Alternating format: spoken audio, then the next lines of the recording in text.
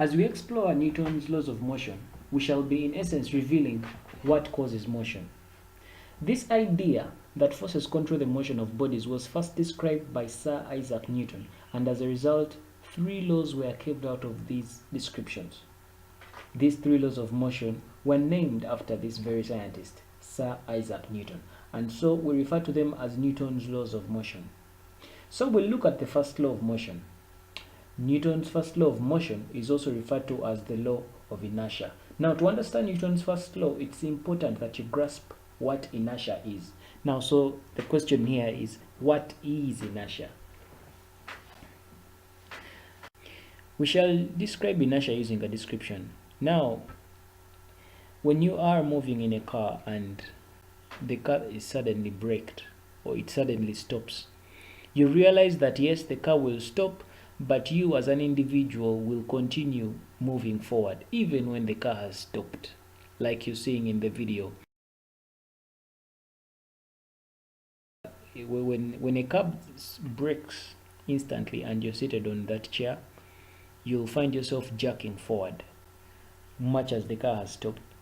Now, that tendency of you to jerk forward even when the car has been stopped is what we are calling inertia.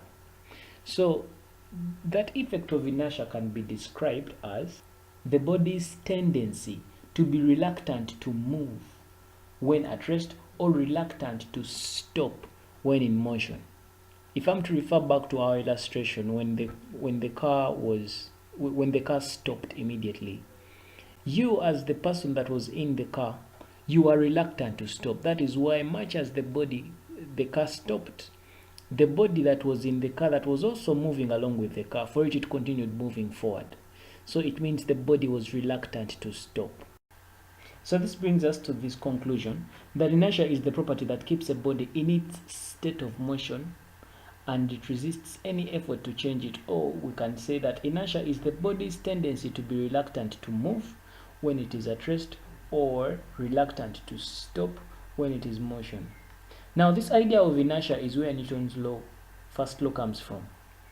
So in short, Newton's first law simply states that a body will continue in its state of rest or uniformly accelerated motion unless it's acted upon by an external force.